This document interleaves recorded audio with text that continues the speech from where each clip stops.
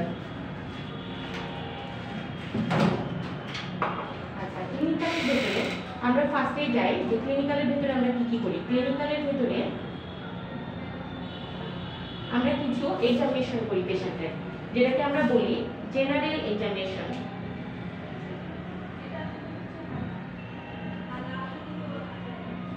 General examination করি। General এক্সামিনেশনে একটা পেশেন্টের ক্ষেত্রে আমরা কি কি দেখি। জেনারেল এক্সামিনেশনে একটা পেশেন্ট আসলো, এখানে আমরা তার দেখি হচ্ছে এনিমিয়া, মানে পেশেন্ট এনিমিক কিনা, এনিমিয়া দেখি। তারপরে তার আমরা দেখি যে জন্ডিস আছে কিনা, জন্ডিস দেখি। তারপরে আমরা দেখি ব্লাড প্রেশার, বিপিটা দেখি। হ্যাঁ, ব্লাড প্রেশারটা ঠিক আছে কিনা, অ্যানিমিয়া, ব্লাড প্রেশার। তারপরে বডি বিল্ড, তার শরীরের গঠনটা কিরকম দেখি। তারপরে দেখি সাইনোসিস। হ্যাঁ, সাইনোসিস মানে হচ্ছে যে আমাদের অনেক সময় অক্সিজেনের অভাব হলে শরীরের রংটা সাইনোস হয়ে যায় বা নীল বর্ণ ধারণ করে। হ্যাঁ, তখন সেটা সাইনোস কিনা বোঝা যায় যে সাইনোসিস কিনা। তারপরে আমরা দেখি যে ডিহাইড্রেশন, পেশেন্টের হাইড্রেশনটা কেমন। তাহলে আমরা ফার্স্টে দেখলাম যে এনিমিয়া। হ্যাঁ, anaemia, blood pressure, body build, cyanosis, dehydration, jaundice, oedema. হ্যাঁ, ইডিমা দেখি, জন্ডিস দেখি। তারপরে আরো দেখি হচ্ছে তারপর সুয়েলিন আছে, লিম্ফেটিক নোডস আছে, নিউট্রিশন আছে, পালস আছে, রেসপিরেশন আছে, আর হচ্ছে স্কিন আর টেম্পারেচার। এগুলো দেখি। তাহলে এনিমিয়া আমরা কিভাবে আচ্ছা এগুলো তো গেল, আমাদের পরে আবার এনিমিয়া ডিটেইলস বলছে যে কোথায় কি দেখবো, সেটা তাহলে আমরা ওভারভিউ আগে একটু দেখে নিই, তারপরে ডিটেইলসটা করবো। প্রত্যেকটা জিনিসই কিন্তু আমরা কোথায় কোথায় দেখবো সেগুলো, যেমন এনিমিয়া কোথায় দেখবো, ব্লাড প্রেশার কিভাবে দেখবো, হ্যাঁ, এগুলো সাইনোসিস কোথায় কোথায় আমরা চেক করবো, হ্যাঁ, ডিহাইড্রেশনটা আমরা কিভাবে ডিটেক্ট করবো, ইডিমাটা কোথায় কোথায় চেক করবো, এগুলো সব হয়তো বা এর ভিতরে আরো আছে, তখন আমরা দেখবো। ওভারঅল আমরা একটু দেখে নিই। ইন্সপেকশন অ্যান্ড পালপেশন, এই দুইটা কি। ইন্সপেকশনটা হচ্ছে আপনি রোগী দেখে আপনি যেটা অবজার্ভ করবেন, মানে পেশেন্ট আসলো জাস্ট আপনি চোখ বুলায় দেখলেন তার অবস্থাটা, সেটাই হচ্ছে ইন্সপেকশন। চোখ বুলায় দেখা মানে কি জেনারেল অ্যাজাম্পশন না, পেশেন্ট আসলো, এসে আপনার হিস্ট্রি নিল, হ্যাঁ, তারপরে আপনি তাকে অবজার্ভ করলেন যে এইগুলা দেখে এনিমিয়া, জন্ডিস, সাইনোসিস, এগুলো তো ওভারঅল দেখলেই বোঝা যায়। আপনার কাছে একটা পেশেন্ট আসছে, আসার পরে তখন আপনার জন্ডিস কোথায় দেখার দরকার নেই, আপনি দেখলেন যে হলুদ আছে কিংবা সাইনোসিস, পেশেন্টের ফেস দেখে বুঝবেন যে হচ্ছে সে পেল হয়ে আছে, এনিমিক। ঠিক আছে, জন্ডিস দেখলে আপনি বুঝবেন, সাইনোস হলেও বুঝবেন। হ্যাঁ, দেখবেন যে হাতের ইয়ে দিয়ে, এগুলো ওভারঅল একটু দেখে নিন। তারপরে যেটা আমার চোখে বাঁধবে তখন আমি তার অবজারভেশনে চলে যাব। তাহলে এমনি যখন আমরা তাকে দেখছি সেটা হচ্ছে ইন্সপেকশন, মানে এক নজরে দেখা যেটাকে বলে। তারপরে হচ্ছে পালপেশন। পালপেশন হচ্ছে আমি আগে দেখে নিলাম, দেখে আমি পেশেন্টকে পালপেট করে করে দেখবো। যেমন ধরেন আমার পেশেন্ট এসে বললো যে আমার পেটে ব্যথা, একটা চোখ দিয়ে দেখা রোগীটা একটা হাত দিয়ে দেখা। হ্যাঁ, হাত দিয়েটা হচ্ছে পালপেশন, আর চোখ দিয়ে দেখা ইন্সপেকশন।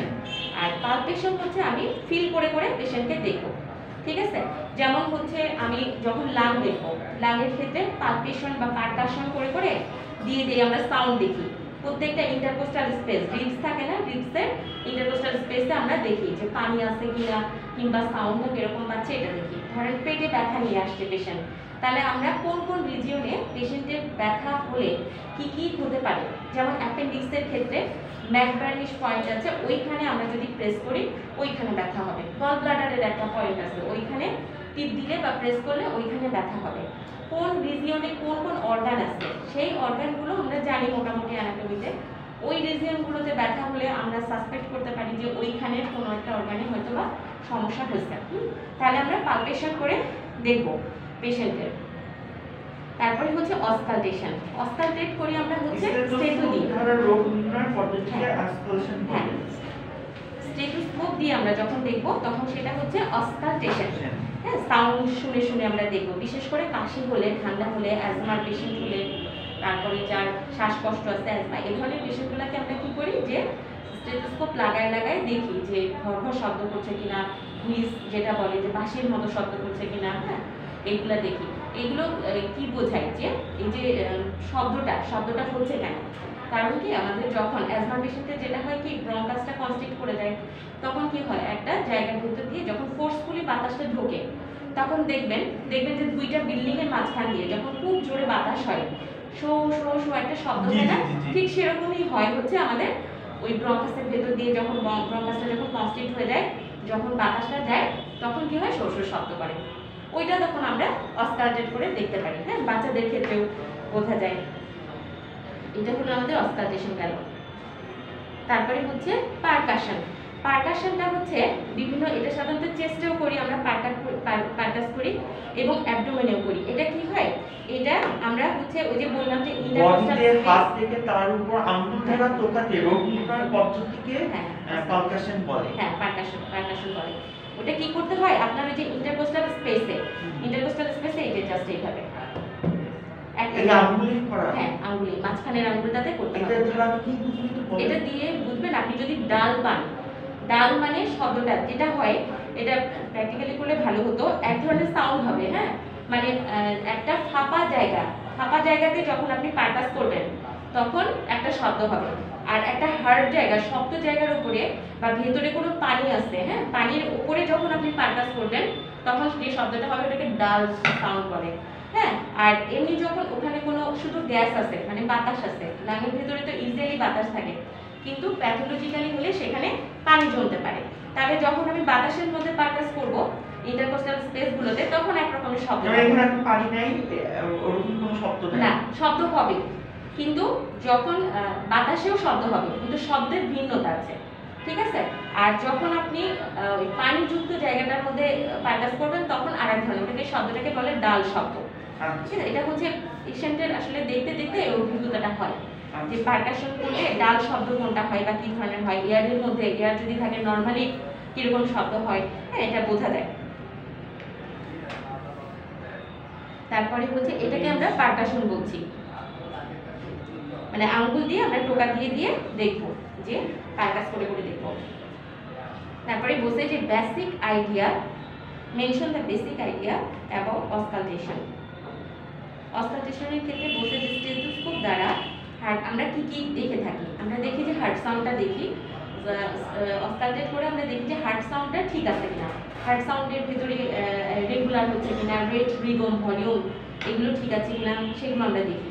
তারপরে রেসপিরেশন সাউন্ডটা দেখি, যে ওই যে অ্যাবনর্মাল কোনো সাউন্ড আমরা পাচ্ছি কিনা সেটা দেখি। তারপরে বাউল সাউন্ডটা পরীক্ষা করি। অনেক সময় আছে না যে বাউল সাউন্ড আপনি দেখবেন যে ম্যাডাম রেসপিরেশন সাউন্ড আর বাউল সাউন্ড কোনটা? বাউল সাউন্ড, হ্যাঁ, বাউল সাউন্ডটা হচ্ছে আপনি পেটে দেখবেন, বাউল মানে ইন্টেস্টাইনের ভিতরে আপনি যখন পেটের মাঝখানে রাখবো নাকি কিনারে বিভিন্ন রাখবো? জায়গায়, এটার কোনো স্পেসিফিক জায়গা নাই। হ্যাঁ, এটা সাধারণত গ্যাস ফর্ম করলে মানে তল পেতে যাব না, শুধু উপরে উপরের পেটে। আচ্ছা, আর আপনার রেসপিরেশন রেসপিরেটরি এই যে এখানে ইন্টারকোস্টাল স্পেসগুলোতে আপনি স্টেজু লাগায় দেখবেন একদম মানে বুকে 12 ডিস পর্যন্ত, সামনেও দেখবেন পিছনেও দেখবেন। এই পিঠের পিছনে হ্যাঁ, যতগুলো আমার হাত দিয়ে আছে। হ্যাঁ, 12টা রিজিওনে জি, জি, জি। এই পাশে দেখবেন, এই পাশে দেখবেন, ডান দিকে দেখবেন, বাম দিকে দেখবেন, পেছনেও দেখবেন, ডান দিকে বাম দিকে, সামনেও অস্কালটেট করে করে দেখবেন। ঠিক আছে, আর হার্ট সাউন্ড দেখবেন কোথায়, এটা হচ্ছে ফিফথ ইন্টারকোস্টাল স্পেস, মিডলে। হ্যাঁ, মানে ফিফথ ইন্টারকোস্টাল স্পেসে, আর স্টার্নাম যে বর্ডার আছে এটা থেকে 9 সেন্টিমিটার দূরে। ঠিক আছে, তার মানে আমাদের এই যে আচ্ছা, এইখানে তো আমাদের এই যে এরকম ইন্টারকোস্টাল স্পেসগুলো তো প্রথমে ধরেন এখানে হচ্ছে স্টার্নাম থাকে একটা, তাই তো, এরকম একটা স্টার্নাম থাকলো, এখান দিয়ে তো রিবস শুরু। জি, তাহলে পাস আমাদের এখানে যেটা থাকে কি, এখানে হার্টের অ্যাপেক্সটা থাকে এই জায়গাটাতে, তাহলে আমরা এখান থেকে যাব 9 সেন্টিমিটার দূরে। ঠিক আছে, আর আসবো হচ্ছে 1 2 3 4 5 ফিফথ ইন্টারকোস্টাল স্পেসে। আমার লোকেশনটা হবে এইখানে, অ্যাপেক্স অফ দা হার্ট, এখানে থাকে অ্যাপেক্স অফ দা হার্ট, এই জায়গাটাতে আমরা অস্কালটেট করব। এখানে অন্য জায়গাতেও আপনি পাবেন, কিন্তু এইখানে আপনি ভালো পাবেন। বুঝে গেছে? ফিফথ ইন্টারকোস্টাল স্পেসে সাউন্ডটা আপনি খুব ভালো পাবেন, এই জন্য ওখানে অস্কালটেট করে দেখা হয়। মেনশন দি এরিয়া অফ অস্কালটেশন মানে আমরা এখানে কোথায় কোথায় অস্কালটেট করব। ক্লাভিকল থেকে সিসি, অ্যাজিলা থেকে এপি, পিছনে 11 রিবস পর্যন্ত। 11 রিব এবং হ্যাঁ। ইন্টেস্টাইন এর নড়াচড়া ও খাবারের চলাচল। হ্যাঁ, এগুলো আমরা দেখব। তাহলে কোথায় কোথায় আমরা অস্কালটেট করে দেখব? ক্লাভিকল, অ্যাজিলা, আর পিছন থেকে, আর ওই তো খাবারের চলাচল এবং ইন্টেস্টাইনের নড়াচড়া। তুমি ভাই ইয়ে থাকলে ভালো হতো। আচ্ছা, এখানে আমাদের ক্ল্যাভিকল থাকে, ঠিক আছে? এই দুইটা হচ্ছে ক্ল্যাভিকল। ক্ল্যাভিকলের নিচ থেকে আমাদের শুরু হয়ে যায় ফার্স্ট রিব, সেকেন্ড রিব। এটা হলো বডি অফ দ্য স্টার্নাম, ঠিক আছে? আর এটা হলো শ্যাফট অফ দ্য স্টার্নাম।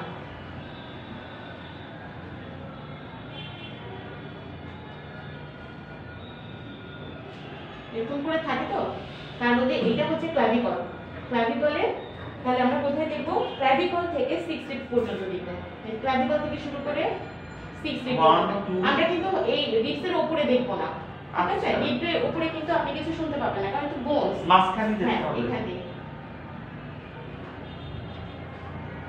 এখানে আরেকটা এরকম করে 6টা দেখলাম, 6টা রিজিয়ন দেখলাম। তারপরে এইখানটাতে এই পাশ সাইডে যেটা, সেটা হলো এক্সিলার রিজিয়ন, ঠিক আছে? এক্সিলার, ঠিক আছে? এক্সিলার রিজিয়নে দেখবো আমরা। এটা কোন পর্যন্ত দেখবো? এটা হলো একদম 8 রিব পর্যন্ত দেখবো।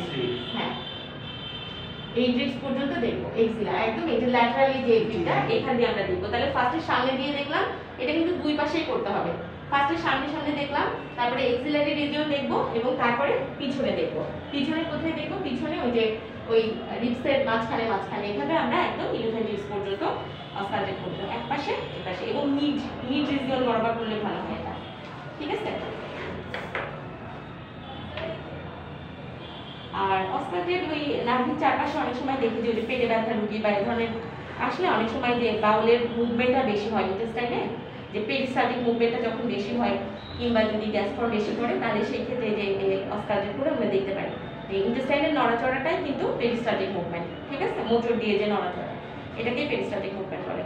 তাহলে এই ধরনের মুভমেন্টগুলো আমরা দেখবো। দেখবেন যে অনেক সময় খাবার পরে যখন হজম হয়, তখন যে অনেক ধরনের শব্দ করে, বেশি শব্দ করা মানে হচ্ছে যে আপনার পেটের মধ্যে গ্যাস ফর্ম করতে বা সমস্যা হচ্ছে, হ্যাঁ? তাহলে ইন্টেস্টাইনের বা যদি বেশি শব্দ করে, তার মানে পেরিস্টালটিক মুভমেন্টটা আমার বেশি হচ্ছে।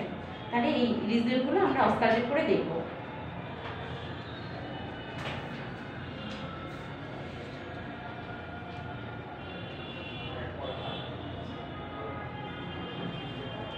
রংকাই, যেটা রংকাইটা হচ্ছে যে যখন এই যে আমরা বললাম যে অ্যাজমা পেশেন্টের সাধারণত রংকাইটা শোনা যায়, এটা ওই যে আমি আগেই বললাম যেটা যে আমাদের ব্রঙ্কাসের শব্দ, যখন ওই যে ওরকম করে শব্দটা বাতাসটা যখন ফোর্সফুলি যাবে, তখন এরকম বাঁশির মতো করে শব্দ হয়, এবং এটাই হচ্ছে রংকাই। মানে শ্বাস ছাড়ার সময় এই শব্দটা শোনা যায়। হ্যাঁ, এই যে অ্যাজমার পেশেন্টে দেখছি, আবার অনেক সময় খালি কানেও শোনা যায়। হ্যাঁ, মানে শব্দটা যদি এতই বেশি হয় যে পেশেন্ট যদি খুব বেশি অ্যাজমার খুব খারাপ কন্ডিশনে থাকে, তখন দেখবে যে যখন শ্বাস নিচ্ছে সে, তার ইন্টারকোস্টাল স্পেসগুলো দেখবেন যে বুক এত দেবে যাচ্ছে, এবং ছোট বাচ্চাদের ক্ষেত্রে দেখবেন ছাড়াই শোনা যাবে, শুনতে পাবেন যদি বেশি সিভিয়ার শ্বাসের সাথে এক রকমের বাঁশি শব্দ হতে থাকে। বাচ্চাদের ক্ষেত্রে অনেক সময় আছে যে স্টেজও লাগে না, এমনি শুনতে পাবেন, এত ঠান্ডা বা কাশি নিয়ে যখন আসে তারা, প্রচুর পরিমাণে যখন ভেতরে কালেকশন জমা হয়ে থাকে, তখন এরকম শব্দ শোনা যায়। আর ক্র্যাকলস কি রঞ্চার বিপরীত জিনিস? রংকাইটা একটা সুরেলা শব্দ, তো এটা ক্র্যাকলসটা হচ্ছে একটা বেসুরা শব্দের মতো, থেমে দিলে যেরকম ক্র্যাকিং, যেমন হচ্ছে আপনি একটা চিপসকে ভেঙে দেখেন যেমন একটা ক্র্যাকের মতো শব্দ হয় না, এই ধরনের শব্দটাকে ক্র্যাকলস বলে। এটা সাধারণত নিউমোনিয়া, টিবি বা ব্রঙ্কাইটিস এই ধরনের ডিজিজের ক্ষেত্রে এই সাউন্ডটা শোনা যায়। আর ওইটার অ্যাজমা পেশেন্টের কি হবে, একটা সুরেলা আওয়াজ শোনা যাবে, মানে বাঁশির মতো শব্দ, হুইচেলের মতো যেরকম শব্দ সেটা। আর ক্র্যাকলসটা হচ্ছে ঘর শব্দ, মানে এটা কি করে বোঝাবো, এটা আসলে না শুনলে বোঝার ওরকমই শব্দ, যে যখন কোনো কিছু ক্র্যাক করা হয় মজবুত জিনিসকে। চেনা কোনো হসপিটাল বা ক্লিনিক আছে যে এসব শেখার জন্য এগুলো তো আপনার সবগুলো হসপিটালে, আপনি যদি কোনো জায়গায় ইন্টারভিউ করার সুযোগ পান তাহলে সব হসপিটালে কিন্তু ওনারা এখানেই করে, মানে হসপিটালে নেয় না, ইনস্টিটিউট তো আপনার যদি কোনো পরিচিত থাকে যে আমি 2-3 মাস একটু গেলাম ইনজেকশন দেওয়া এটা স্যালাইন হচ্ছে দেওয়া আপনি স্যারের সাথে কথা বললেন যে আমাদের এখানে একজন স্যার আছেন উনি হচ্ছে সম্ভবত আমি আরেকজন আপনি কি বিএমএস এর কোর্সে তো না বিএমএস এর কোর্সে যেটা 4 বছরের কোর্স আপনার তাই না আপনি কি শুনছেন যে কোথাও পড়াই কিনা আপনারা শুনছেন না। খোঁজ দিয়ে দেখেন পড়াই কিন্তু হ্যাঁ ওনারা হচ্ছে ওই যে এখানে শিশু হসপিটাল আছে না এখানে ওইখানে মানে আপনি নাম জিজ্ঞেস করেন নাম কি স্যারের ওনাদের কাছ থেকে শুনে নিন কি সেকুলার স্যার মনে হয় হ্যাঁ? সেকুলার স্যার নাকি জানি এরকম একজন নাম আমি হ্যাঁ স্যাকুলার স্যারকে বলবো যে না আপনি আগে হচ্ছে কথা বলবেন অফিসে কথা বলবেন কি আপনি বলবো? বলেন যে আপনার যে সমস্যাটা আপনি সেটাই বলেন যে আচ্ছা। আমার শেখার জন্য কোথায় কি করব আচ্ছা তাহলে define pulmonary local zero sound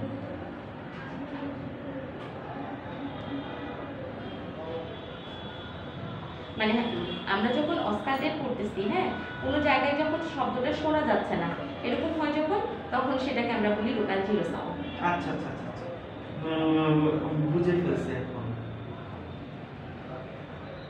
আবার এটা কখন হয় এটা হয় আমাদের হচ্ছে প্লুরাল ইফিউশনে তারপরে নিউমোথোরাক্স এবং হিমোথোরাক্সের ক্ষেত্রে অনেক সময় দেখা যায় যে খুব যখন ঠান্ডা লাগে হ্যাঁ আমাদের লাংয়ের এই সাইড দিয়ে পুরো ইফিউশন তো হলো লাংকের মধ্যে পানি পানি জমে জমে না পুরো লাংয়ের ভিতরে পানি জমে না এখানে এই যে লাং তো ও এটা তো প্লুরাল প্লুরাল আমি দেখাই আপনাকে এই যে এটা তো লাং এই লাংয়ের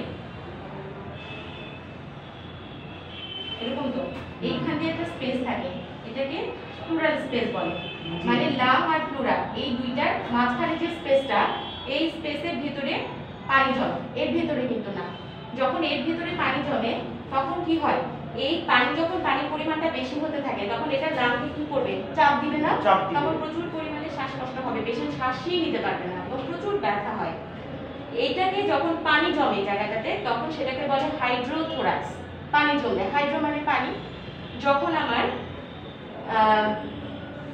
পানি জমে তখন হাইড্রোথোরাক্সও বলে সেটাকে প্লুরাল ইফিউশনও বলে আচ্ছা। আর প্লুরাল ইফিউশন বা হাইড্রোথোরাক্স আর যখন এখানে রক্ত জমে সেটাকে বলা হয় হচ্ছে হিমোথোরাক্স হিম মানে ব্লাড রক্ত, ব্লাড blood। জমে যখন তখন সেটাকে বলে হিমোথোরাক্স। হিমোথোরাক্স আর নিমোথোরাক্স আছে যেটা যখন বাতাস জমে তখন সেটাকে বাতাস। বলে নিমোথোরাক্স আচ্ছা পানি জমলে হাইড্রোথোরাক্স বা প্লুরাল ইফিউশন আর রক্ত জমলে হেমোথোরাক্স আর নিউমোথোরাক্স হলো পানি জমলে হ্যাঁ মানে বাতাস জমলে বাতাস জমলে বাতাস নিমোথোরাক্স হচ্ছে বাতাস জমলে বাতাস জমলে। প্লুরাল ইফিউশন হচ্ছে পানি জমলে আর হিমোথোরাক্স হবে আপনার ব্লাড জমা হবে ব্লাড জমলে হ্যাঁ সাধারণত কি হয় প্লুরাল ইফিউশন কখন হয় আমাদের প্লুরাল ইফিউশন যখন আমার লাংয়ের ভিতরে প্রচুর পরিমাণে ইনফেকশন হয় নিউমোনিয়া থেকে এখানে পানি চলতে পারে হ্যাঁ তারপরে আমার হিমোথোরাক্স সাধারণত ম্যালিগনেন্ট পেশেন্ট যেগুলো সেইগুলোর ক্ষেত্রে হিমোথোরাক্স হয় ব্লাড চলে আসে অনেক সময়।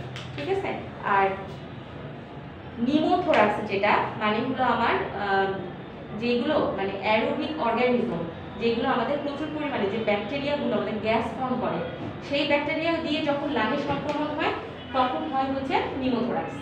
ঠিক আছে তাহলে নিউমোথোরাক্স হচ্ছে আমাদের ব্লাড নিমো মানে হলো বাতাস আর প্লুরাল ইফিউশন মানে পানি পানি প্লুরাল ইফিউশনকে হাইড্রোথোরাক্সও বলে হাইড্রো মানে পানি পানি জমে সেই কারণে হাইড্রোথোরাক্সও বলে প্লুরাল ইফিউশনও বলে ডিফারেন্ট ভাওয়েল সাউন্ড ওই এই নাকের condition- আশেপাশে যে শব্দ শোনা যায় vowel খাবার এর। চলাচলে ওটাকে ভাওয়েল সাউন্ড বলে তো আমার জানা আর আছে। এইগুলো যখন প্লুরাল ইফিউশন বা নিউমোথোরাক্স যখন হবে তখন আপনি লাংয়ের ভিতরে অস্কালটেট করলে কোনো শব্দ পাবেন না। ঠিক আছে শোনা একদম যাবে না। হ্যাঁ শব্দ শোনা যায় না বুকটা ভার হয়ে থাকে এবং সে কোনো শব্দ শুনতে পাবে না অস্কালটেট করলে ভাওয়েল সাউন্ড বোঝানো vowel sound। এটা বোঝানো লাগবে না আচ্ছা mention the clinical feature of jaundice jaundice.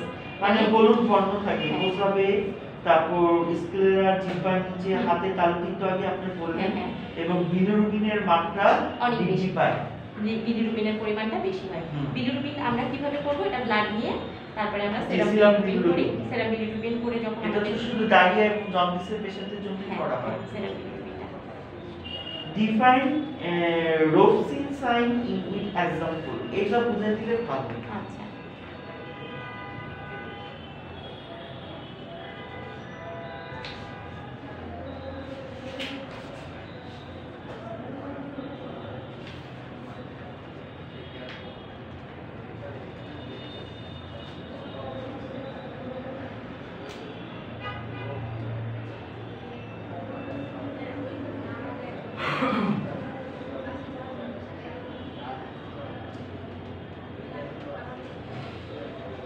রাপসিং sign জানতে হলে আমাকে প্রথমে অ্যাপেন্ডিক্সের লোকেশনটা আমাকে জানতে হবে যে অ্যাপেন্ডিক্সের লোকেশনটা কোন দিকে।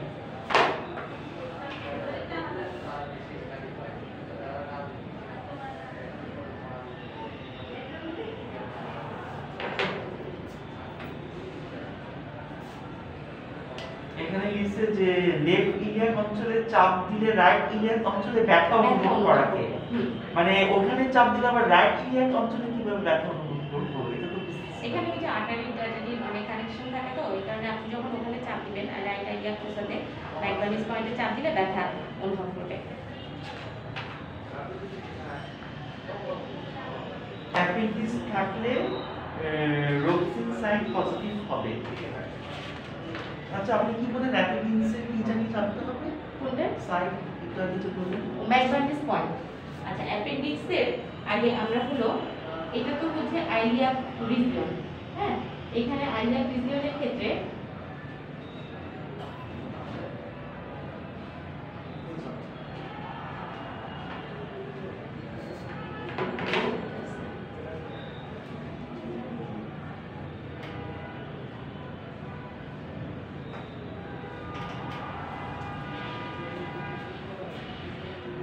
ধরেন আপনি হ্যাঁ এখান থেকে স্টোমাক শুরু হলো, তারপরে আমাদের এই ইন্টেস্টাইন আসলো,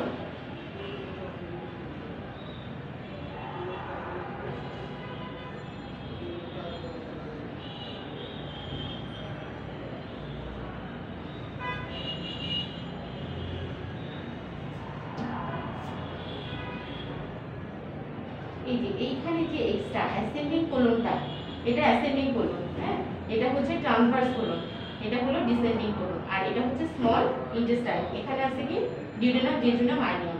এই যে এইখানে যে সংযোগ স্থান এইখানটাতে থাকে হচ্ছে আমাদের অ্যাপেন্ডিক্সটা, তাহলে রাইট সাইডে থাকতেছে আমাদের। এখন এই রাইট সাইডটাকে ডায়াগনোসিস করার জন্য আমার কোথায় পেইন সেটাকে আমার এর জন্য ম্যাগনেটিক পয়েন্টে আমাকে আগে খুঁজে বের করতে হবে রাপসিং সাইনটা দেখার জন্য। আর ম্যাগনেটিক পয়েন্টে এটা যদি আমরা স্কিন কল্পনা করি তাহলে আমার রিজিয়নটা ছিল এখানে, তাই তো এখানে তাহলে এটা হচ্ছে আম্বিলিকাসের রিজিয়ন, আর এখানে হচ্ছে আমাদের থাইমিনাস।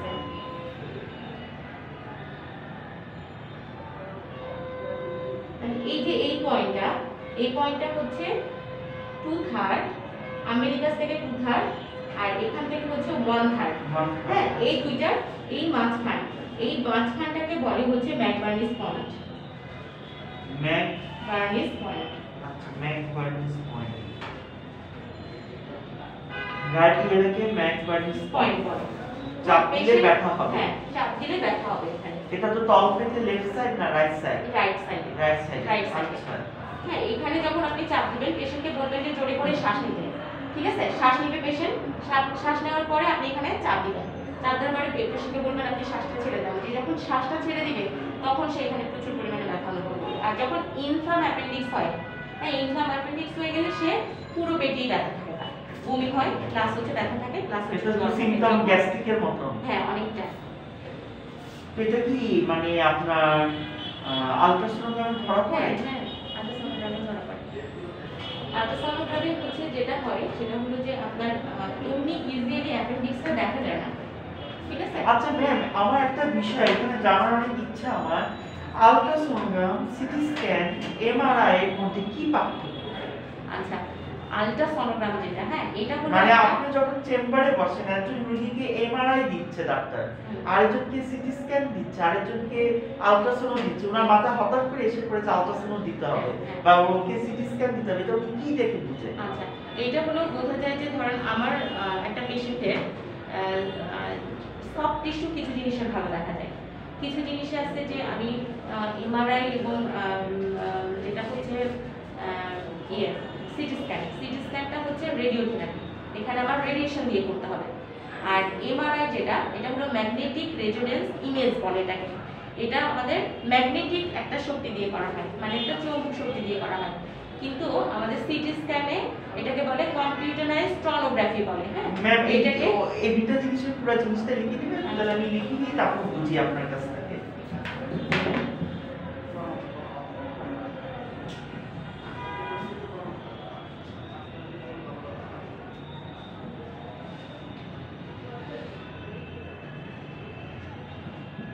Magnetic resonance image.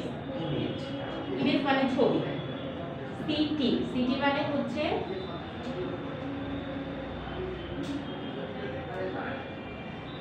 টনোগ্রাফি। Magnetic resonance image. হ্যাঁ। আচ্ছা। আর ইউএসজি হচ্ছে টেনোগ্রাফি। হ্যাঁ।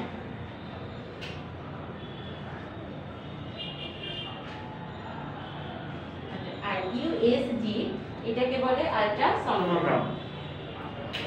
এখন এখানে তিনটা জিনিসের ক্ষেত্রে তিনটা জিনিস ব্যবহার করা হয়।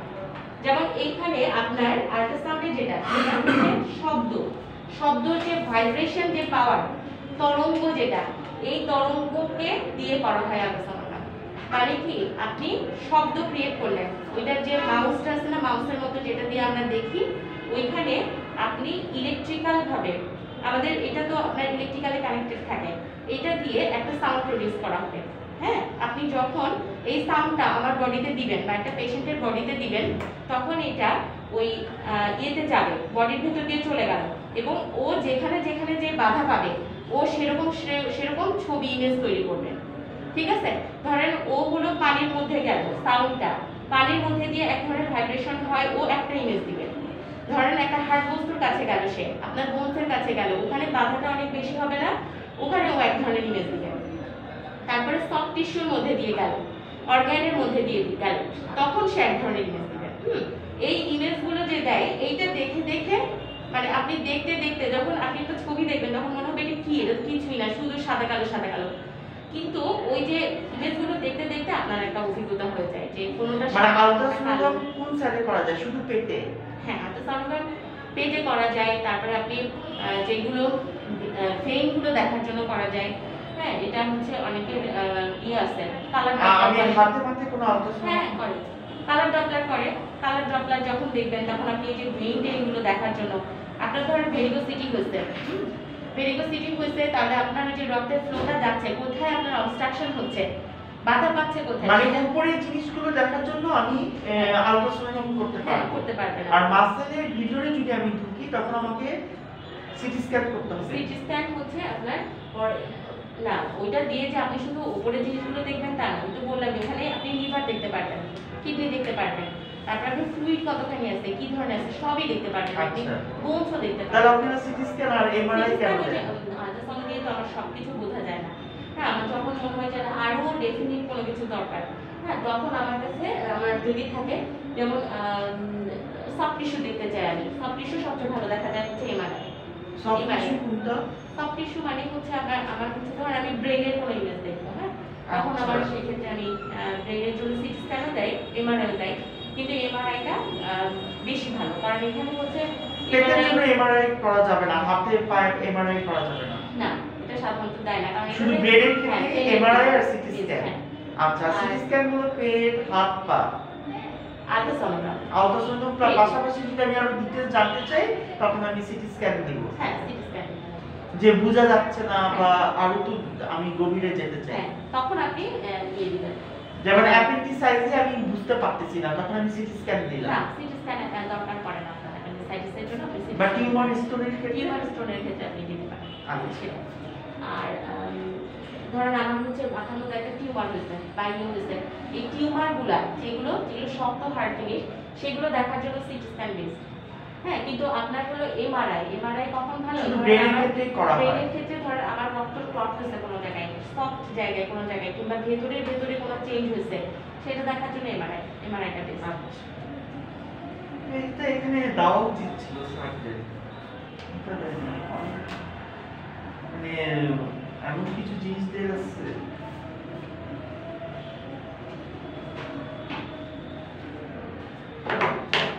বই ইউজ করলেই পারে। একটু পড়বেন আপনারা নিজেরা, হচ্ছে কোনো ক্লিনিক্যাল প্যাথোলজির যে বইগুলো আছে, মেইন বই পড়বেন, তাহলে মিলাই করলে ভালো হবে। তারপরে ক্লিনিক্যাল ফিচার্স অফ ডিহাইড্রেশন, তাহলে এটাও জানি যে জিহ্বা শুকায় যায়, হ্যাঁ, ডিহাইড্রেশন আমরা কিভাবে ইয়ে করব আর কি, মাথা তালু সমান হয়ে যায় বাচ্চাদের, চোখ বসে যায়, এই সবই জানা আছে।